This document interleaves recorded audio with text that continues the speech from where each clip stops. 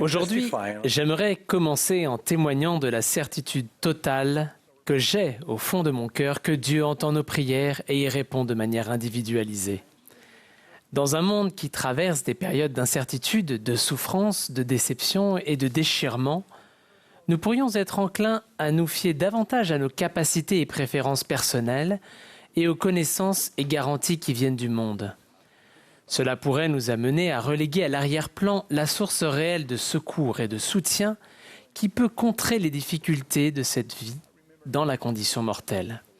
Je me souviens d'une fois où j'étais hospitalisé en raison d'une maladie. J'avais du mal à trouver le sommeil. Lorsque j'ai éteint la lumière et que la chambre a été plongée dans l'obscurité, j'ai aperçu au plafond un panneau réfléchissant sur lequel était écrit « Appeler pour ne pas tomber ».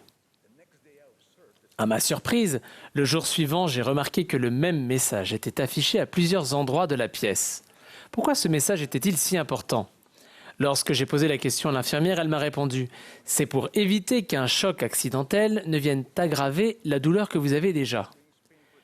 Par nature, la vie est pavée d'expériences douloureuses, certaines inhérentes à notre corps physique, d'autres causées par nos faiblesses ou nos afflictions, d'autres encore en raison de la manière dont d'autres personnes exercent leur libre arbitre et enfin, d'autres sont liées à l'usage que nous faisons de notre libre arbitre. Existe-t-il une promesse plus puissante que celle prononcée par le Sauveur lui-même lorsqu'il a déclaré « Demandez et l'on vous donnera, cherchez et vous trouverez, frappez et l'on vous ouvrira ». La prière est le moyen par lequel nous communiquons avec notre Père Céleste. Elle nous permet d'appeler pour ne pas tomber. Malheureusement, dans certaines situations, lorsque nous ne recevons pas de réponse immédiate ou que celle-ci n'est pas conforme à nos attentes, nous pouvons parfois penser que notre appel n'a pas été entendu.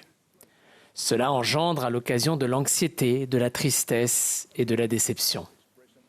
Néanmoins, souvenez-vous des paroles pleines de foi de Néphi lorsqu'il a dit en parlant du Seigneur « Comment se fait-il qu'il ne puisse pas m'instruire pour que je construise un bateau ?» Je vous pose à présent la question, comment se fait-il que le Seigneur ne puisse pas vous instruire pour que vous ne tombiez pas ? Avoir confiance dans les réponses de Dieu implique que nous acceptions que ses voies ne sont pas nos voies et que tout doit arriver en son temps. La certitude que nous sommes les enfants d'un Père Céleste aimant et miséricordieux devrait nous inciter à l'appeler en prière fervente, à le prier toujours et à ne pas nous relâcher, afin que notre œuvre soit pour le bien-être de notre âme. Imaginez ce que peut ressentir notre Père Céleste lorsque, dans chacune de nos prières, nous l'implorons au nom de son Fils Jésus-Christ. Quel pouvoir et quelle tendresse, je le crois, se manifestent lorsque nous prions ainsi. Les Écritures sont remplies de récits de personnes qui ont fait appel à Dieu pour ne pas tomber. Élément et son armée, confrontés à leurs afflictions, ont fait appel à Dieu, en déversant leur âme en prière. En réponse, ils ont reçu confiance, paix, foi, espoir, ainsi qu'un courage et une détermination accrue, et ce jusqu'à ce qu'ils aient atteint leur but.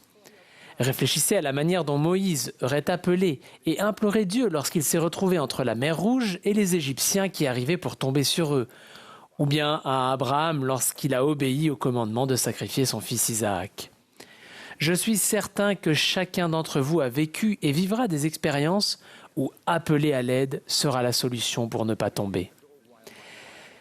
Il y a 30 ans, tandis que ma femme et moi nous préparions pour notre mariage civil et notre mariage au temple, nous avons reçu un coup de téléphone nous informant que les mariages civils étaient annulés en raison d'une grève. Cela s'est produit 3 jours avant la cérémonie prévue. Après plusieurs tentatives auprès d'autres bureaux et en l'absence de créneaux disponibles, nous avons commencé à nous sentir désemparés et à douter de la possibilité de nous marier à la date prévue. Ma fiancée et moi-même avons appelé à l'aide en déversant notre âme à Dieu en prière. Finalement, quelqu'un nous a informé de l'existence d'un bureau situé dans une petite bourgade en périphérie de la ville, dont il connaissait le maire. Sans aucune hésitation, nous nous y sommes rendus et avons demandé au maire s'il lui serait possible de nous marier. À notre plus grand bonheur, il a accepté. Sa secrétaire nous a précisé que nous devions obtenir un certificat provenant de cette ville et rapporter tous les documents nécessaires avant le lendemain midi. Le lendemain, nous nous sommes déplacés dans cette petite bourgade et nous sommes allés au poste de police pour demander le document requis. À notre grand étonnement, l'officier nous a répondu qu'il ne nous le remettrait pas, car de nombreux jeunes couples s'étaient enfuis de leur famille pour se marier en secret dans cette petite ville, ce qui n'était bien sûr pas notre cas. Une fois de plus, la peur et la tristesse nous ont envahis. Je me souviens avoir silencieusement appelé mon Père Céleste pour ne pas tomber. À ce moment-là, une impression claire m'est venue à l'esprit et j'ai entendu plusieurs fois les mots « recommandation pour le temple, recommandation pour le temple ». J'ai immédiatement sorti ma recommandation pour le temple et l'ai tendue à l'officier, au grand étonnement de ma fiancée. Nous avons été grandement surpris lorsque nous avons entendu l'officier dire « Pourquoi ne m'avez-vous pas dit plus tôt que vous faisiez partie de l'église de Jésus-Christ des Saints des derniers jours? Je connais bien votre église. » Il a immédiatement commencé à préparer le document. Nous avons été d'autant plus surpris lorsqu'il a quitté le poste sans dire un mot.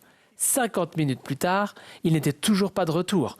Il était déjà 11h55 et nous avions seulement jusqu'à midi pour apporter les documents. Soudain, il est apparu accompagné d'un adorable chiot et nous a dit qu'il s'agissait de notre cadeau de mariage, qu'il nous a tendu avec le document.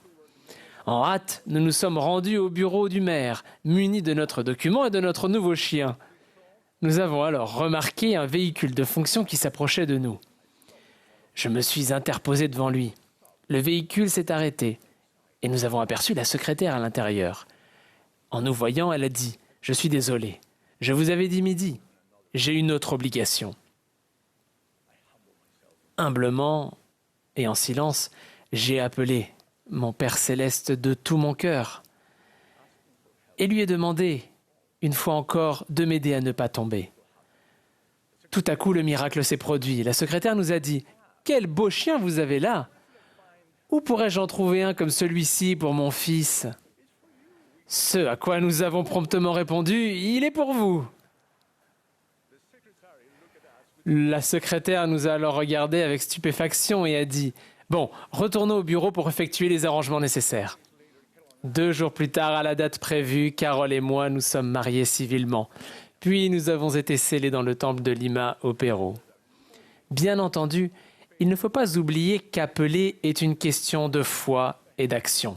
La foi de croire que nous avons un Père Céleste qui répond à nos prières selon sa sagesse infinie. Puis, l'action en cohérence avec ce que nous lui avons demandé. Le fait de prier ou d'appeler peut être un signe d'espérance.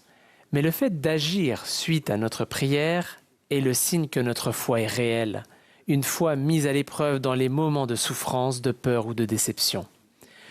Je vous invite à réfléchir aux recommandations suivantes. Premièrement, considérez toujours le Seigneur comme votre première source d'aide.